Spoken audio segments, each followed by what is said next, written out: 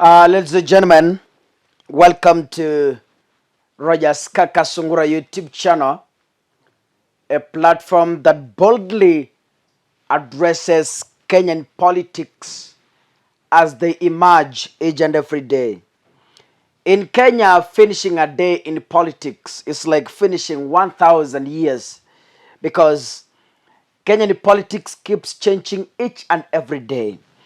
Kakasungura, I will be mixing Swahili and English where necessary. Na kuna kitu nataka Mkenya unifuate polepole ndio uelewe kila ambacho ninakuambia. Jambo la kwanza, William Ruto walifanya kazi na Raila Odinga mwaka 2007.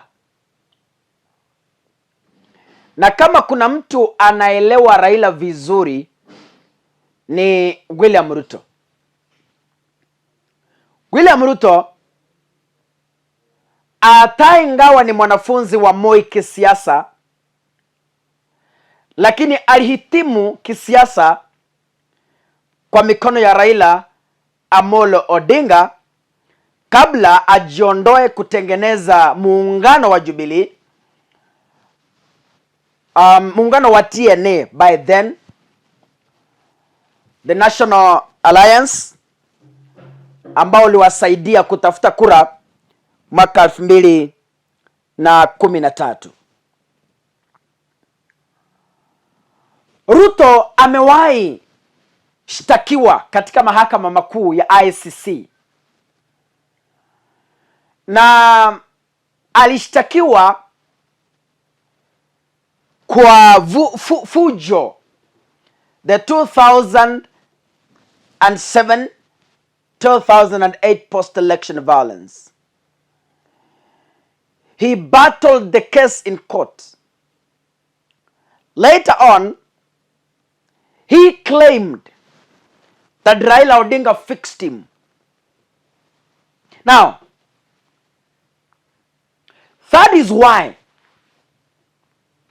in most instances, William Ruto goes missing when Raila announces protests.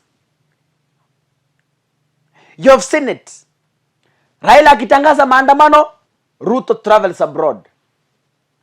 I'm even reliably informed, hii wiki nakuja, he might not be in Kenya.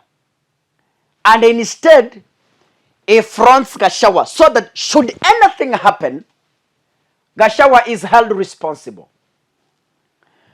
And I want this information to sink to the Kenya Kwanza members of parliament. Wakati ICC inaanza kukutafuta, you carry your individual cross. Mnajua historia ya erupts, mnajua historia ya Uhuru Kenyatta, na mnajua historia ya William Ruto mwenyewe vile kulienda. Na nimesikia Ruto ameapa ndio he will be dealing with Raila Odinga on Wednesday, Thursday and Friday. Ameapa sana. Ameapa. Lakini William Ruto will not be involved in any way. Should the ICC begin to seek evidence of the massacre that might happen in this republic. Kwa hivyo, yeye anajaribu sana kujiondoa kwa lawama, lakini kuna wajinga hawaoni, washenzi wakubwa. They are blindly falling into the trap. Najua kuna wabunge wa Kenya Kwanza mnanisikiliza.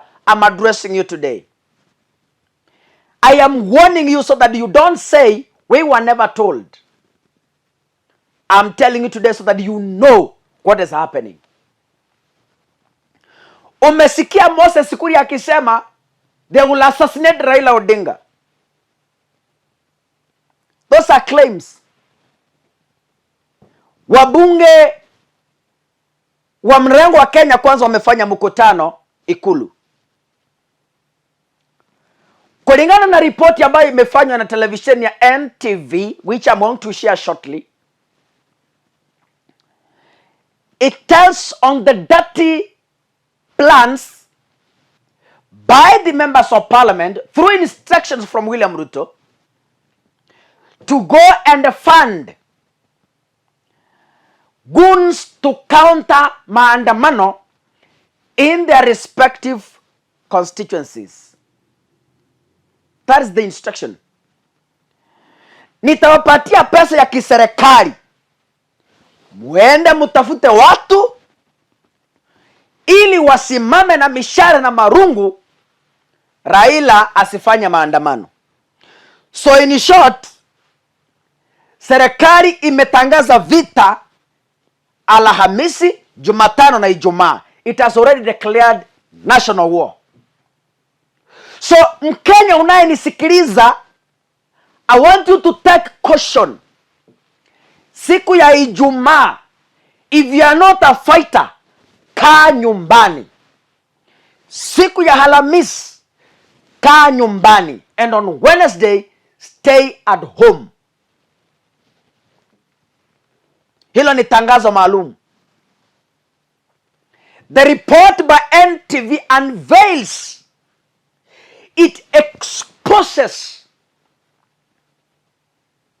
This is terrible. Yaani William Ruto ameamua kutangaza vita Kenya hii. Wakukufa kufe, wakubaki abaki, na wakubaki uongozi abaki, na wakutoroka Kenya atoroke. As Kindiki said, there is going to be war in this country. And that is not an incitement. I am reporting from State House. Those are not my words. Hapana, hayo si maneno yangu kaka. Ruto amepatia wabunge maagizo. Niko tayari kuwapa pesa, lakini make sure you counter demonstrators. When you are countering, when Azimio is protesting and the government is countering protests using goons, hiyo ni vita kali. There is going to be war in this country. Na wao ndio wamewasha. Let them not blame anybody. Kenya Kwanza ndio wamewasha vita. Wasilaumu mtu yeyote Kenya hii. Ikilipuka, let them take personal responsibility. Wametangaza vita, wametangaza kucounter. Sawa, twende mbele. Tusonge mbele. Tusonge wangwana. Twende. Gari mengoa nanga. The bus has left the stage. Tukutane uwanjani. If you are a Kenyan, you should begin to pray for your country. If you are an intercessor, please begin to pray for your country. Where we are heading to, it's God who can intervene. This is a report from NTV on what William Ruto planned today with Kenya Kwanza members of parliament. Elected under the Kenya Kwanza banner and their colleagues who defected to the ruling party, members of parliament trooped to State House responding to an impromptu invitation through a WhatsApp message by Majority Whip Silvanus Osoro.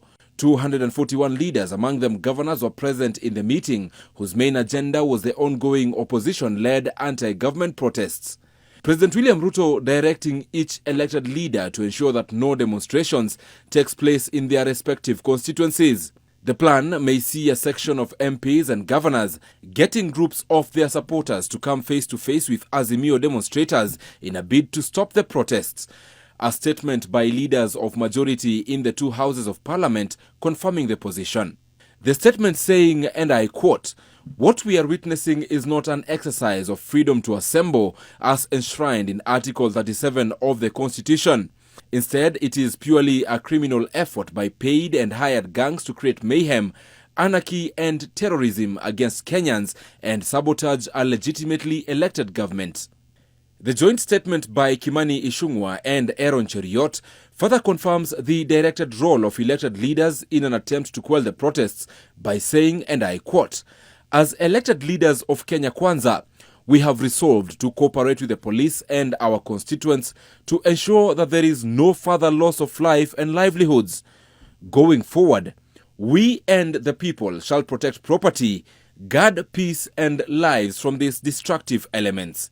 It further says, on Wednesday, we shall protect our country, our people, our property and our democracy. End of quote.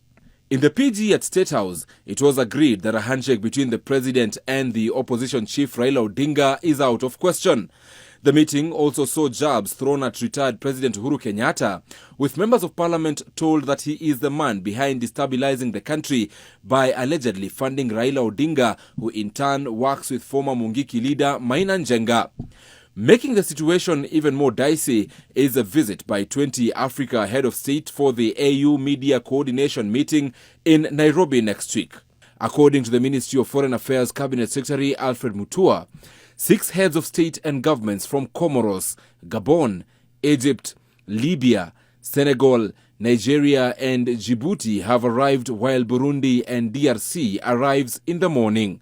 With claims emerging that county governments in Azimio strongholds have been using public resources to fund the protests, there appears to be a directive to Kenya Kwanza allied counties to as well employ a similar move in quelling the protests.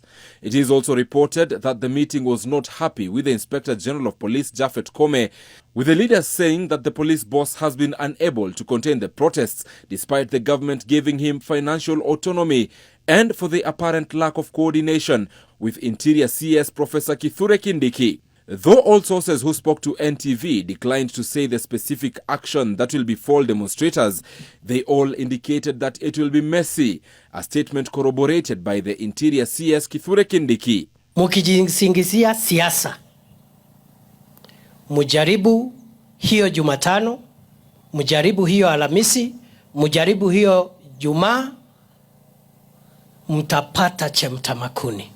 On the halted Finance Act of 2023, the meeting was told of a plan for the executive to sit with the judiciary to make them see through the importance of the act and perhaps change the tides.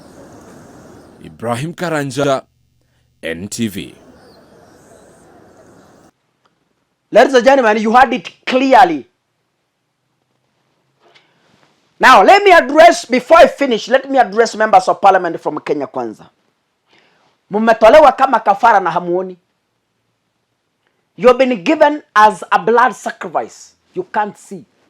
If you dare fund violence in your own constituency, you will carry an individual cross. Musiseme si kusema kaka. Please don't. Ruto amejiondoa. Yeye amewatuma. Wewe kuwa mjinga, go and fund violence. Ikilipuka, you will carry personal risk. Not uto tu pesa umepewa kwenda kutafuta goons, haitakusaidia kutravel kwenda hata ICC hata siku mbili. Mimi nawaonya kama ndugu yenu. Kama wewe ni mjinga, enda. Wewe nyorosha watu, weka vita. Anza vita kwako in your particular constituency. Start violence. Mahakama ya kitaifa ikianza kukutafuta ndugu yangu, ICC ikianza kukusaka, hakuna binadamu atakusaidia Kenya hii. Ni wewe na familia yako. Nayo hivi. Ruto hata kuwepo, Gachagua hata kuwepo, serikali haita. Wewe jiulize, mbona Kome ameenda mitini na hata anataka kuvutwa kazi? Wewe jiulize, mbona ameenda mitini? Si mjinga, anaelewa. Hata dada yake Martha Koome amemwambia don't try. Wewe enda na hiyo kifua yako. Na ninajua wabunge wa Kenya Kwanza wote ni watoto, ni adolescents. Nyinyi enda. Najua sasa mnafurahi. Mnatoka Nairobi kesho, mkikuja kwa constituency mkiwaka kama mataa. Mnawaka kuwaka. Nyinyi wakeni, waka. Waka. ICC ikikuja pia tuwaone mkiwaka. Msianze kutulilia wajinga. Do not cry at us.